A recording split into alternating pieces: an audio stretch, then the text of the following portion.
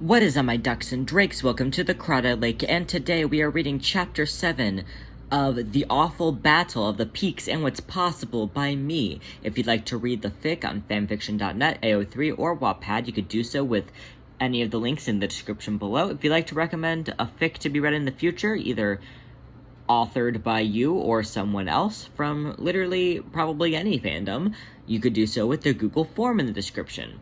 And with that being said, here is Chapter 7, The Representative of Silence. Munkustrap couldn't feel his body. He floated above it in a shocked and wafted kind of way. He'd see McCavity run across the wall in front of him. His shadow would creep close to him and cut into his stomach, making a gasp and gargle. His ears would ring, and he'd be knocked off of his feet without so much of a touch, but after he sat, the McCavity in front of him would fade away. Did McCavity even have teleportation? He appeared and disappeared, but not in that manner. Everything hurt, but he couldn't sleep on the job. He couldn't back away. He was going to hurt the tribe, disappoint his father, and put his loved ones in danger. He wouldn't be able to live with himself if McCavity took his Demeter away from him again. That's when he saw another shadow come up from behind him. He turned, backing away from the figure, giving him room to get into a pounce stance, trying with all of his might to get his vision in focus. The figure put his paws up in a surrendering way, causing Monk's stomach to squeeze. What is McCavity surrendering for? Not that he had much time to think about it, before his legs gave in and he collapsed on the wall where he stood. The figure rushed in, holding his head in the crease of their elbow as another leathery paw petting his chin. Wait, leather? This couldn't be McCavity. This was Tugger. The feeling of leather was removed from his face as a bowl was pushed up to his mouth. Please, just drink for everlasting's sake. It was hard for Monk to hear the words being spoken, only the strained panic of his tone. So, drink he did. With each gulp, he felt his eyes adjust to the world around him, occasionally moving with the dizziness left. But he felt better. Once the bowl was empty, Tugger helped Monk sit up, placing his weak head onto Tugger's shoulder, facing the sunset. He hasn't had much time to admire the beauty that was the world in front of him, since he only was able to see the danger of it. Monk was finally able to register how he felt and all the pain he was in. His head was pounding, eyes heavy and stinging, paws sore and throbbing as his stomach both ached in hunger and swirled with nausea. Above all the pain, he felt a paw in his stomach, heavy and warm, bringing his thoughts back to the person he's sitting with. Tugger has never been affectionate or caring. He was a very do-everything-for-yourself kind of guy. Maybe the arc with Grisabella at the ball changed his heart in some way? The arm wrapped around his side pulled him closer into Tugger. I am so happy you're safe. Monk was hazy and confused. Of course I'm safe. I wouldn't let anything happen to the tribe. Tugger let out a huffy sigh. No, not the tribe. You. I thought you were coming down 2 nights ago. You're lucky I keep a travel bowl on me. There's perks to never going in my den. Monk didn't react. He didn't move. His entire body pulsed with his aching heart, still able to do nothing but stare out into the horizon, looking for this danger that never came. Tugger looked down. He wanted to be surprised or baffled that his brother wasn't giving him the usual snarky comment back to his antics, but he was just flooded with a raging ocean of concern and regret. His limp body looked deflated, yet swelled. He could see the outline of all of his ribs in hunger, and the sunken holes that cradled his puffed eyes were deeper and darker than the koala borehole. Tugger, instead of petting it, flattened his paw on Monk's chest, leaving a warm compress. He saw Monk's face tighten a little bit as his stomach vibrated violently against Tugger's hand. We gotta get you some food, all right? Monk tried to open his mouth to speak, but the sides of his throat burned as they rubbed like sandpaper in his dried-out mouth. So instead, he simply shook his head to the immediate reaction of Tugger. Tugger stood up, swiftly grabbing Monk in his arms, keeping one arm under his head and the other arm under his thighs, using his forearms and hands to hold him at his torso. This should not be so easy. Tugger was disgusted by how little he had to strain himself to carry Munkustrap. He felt lighter than his Mistopheles, who was half Monk's age and half his height. Tugger's first thought was to bring his brother back to his den, where he knew he had his brother's favorite food. But as much as it pained him to talk to the elders of the junkyard, he knew he had to make him go to Jenny and Jelly. They were the ones with the medical and emotional background to actually be able to help. And for once in his life, a love for his brother so powerful rushed over him like a pooling ball of lava. Hot. Burning. But Tugger didn't mind. Monk didn't have the energy to comprehend what was happening. His head felt heavy as he strained his neck to remain straight. With his overwhelming exhaustion, he leaned his head onto the Maine Coon's chest, letting the shaken thuds in his head be drowned out by the well-conditioned furs of his brother's mane. Being carried made him feel weightless, and the rhythm of Tugger's walking, shaking his body, is all Monk needed to finally succumb to sleep, now laying lifeless in Tugger's arms. Tugger was halfway to the medical hut before looking down at his brother. He laid still and quiet. It was so odd seeing him so ragdolled, and he was usually so vigilant. This only caused Tugger to scamper, lifting his feet in almost a jog. He needed to see the elders fast before it was too late, if it already wasn't.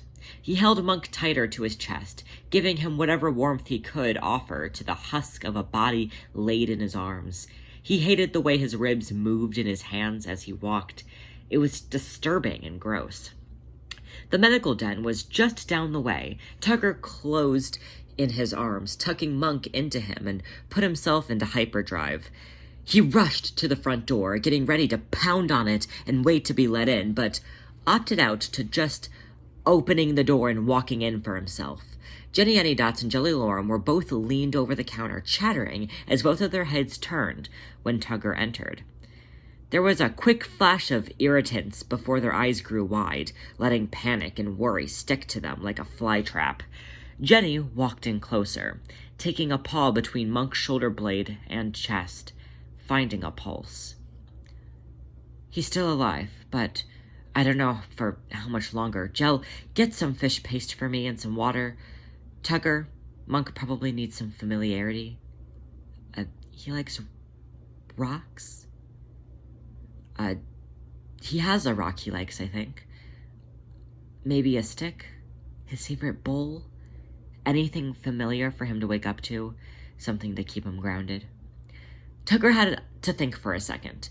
Monk wasn't very attached to much because of his duties as the protector. He often separated himself because he thought it helped him with his duties. But then, Tugger's ear flicked. He knew exactly what Monk would want, so he saluted Jenny and went off on his way to their childhood den. Jenny stayed with Monk near the bed, taking his temperature and keeping his paws warm with a warm cloth as Jelly prepared food and did a quick test on him to make sure nothing serious was going on, besides the already obviously serious stuff going on. Even though Monk clearly needed to sleep, Jenny decided to wake Monk up because at this moment food was more important. Getting nutrients in his body would actually help him sleep better. So, without giving him much thought, Jenny shook Munkustrap back and forth. His eyes fluttered like a flickering light. But it was all too sudden for him. Munkustrap bolted upright, screaming, immediately being swaddled in Jenny's arms. Monk wanted to keep screaming, but the sound got caught in his throat, with his breath shallowly, only moving a bit in Monk's panic state. Jenny just pressed him tight against her as she took deep breaths against his back, letting him feel the rise and fall against him till he was able to mimic her actions. Monk still felt on edge, but was far too tired to have his body match his brain in the panic. molding to the warm folds of Jenny's torso. Jenny turned him slightly so his body was upright and his head was up, holding some fish paste up to his mouth. Monk felt he was far too nauseous to eat, his mouth sealing shut in refusal at the smell wafting up to his nostrils, hooking the scent into his brain. His back bent away from the spoon, and Jenny felt his hip bone dig into her side. She knew that it'd be hard for him to eat, but she didn't have much of a plan for adults who wouldn't eat. She was often left with kittens, taking care of them and sitting them down while their parents were out doing various tasks. She knew how to do choo-choo train with the spoon and tell them the spoon was scared and needed to hide, but none of that would work on a full-grown Tom like Munkustrap. There was really nothing she could do besides be supportive and factual. "It's okay. You can take a bite. It's not going to hurt you."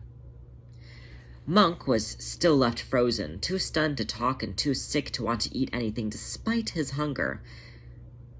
"What's going on, dear? Talk to me." Monk gathered all of his breath to try to speak, using the moisture of the water he just drank to give him enough to use his throat after so many days of being silent. He was finally able to talk, but it was chopping and strained. No eat. Stomach hurts." Jenny smiled softly in reassurance. "I know, dear. It hurts because you're hungry. You still need to take at least 5 big bites, okay? Don't worry if you throw up or make any sort of mess. Jelly and I will take care of everything. Just take a bite, okay?" Monk didn't have enough fight in him to reject anything, so he let his jaw fall open and Jenny placed the spoon on his tongue, causing his mouth to naturally bite closed with how cold the spoon was. With Monk's mouth closed, Jenny pulled the spoon, leaving nothing but the paste in his mouth.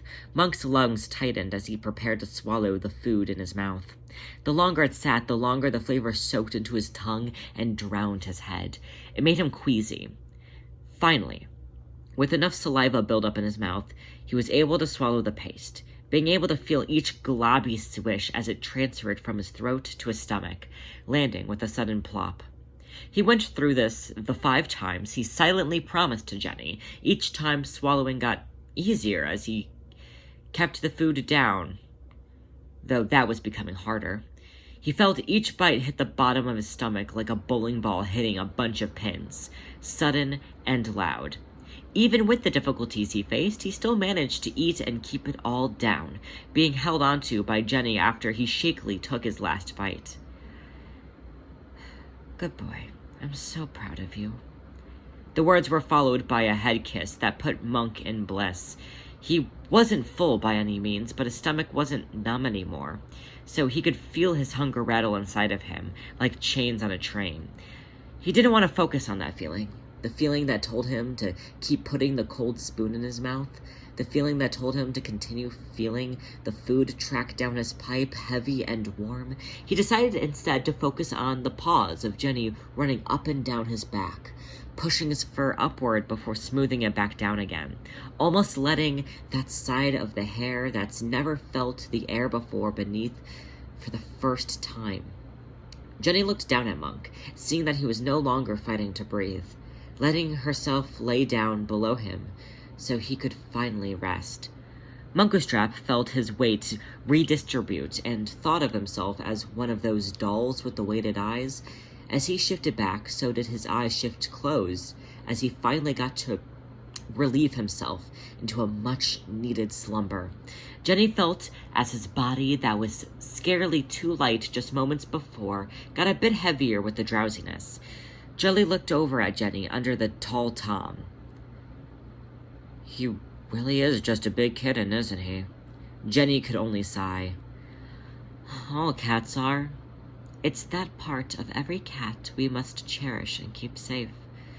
And if it does end up getting hurt, it's important we treat it with the delicacy it deserves until it's safe to play again." Thank you so much for listening. Stuff's in the description. Check it out.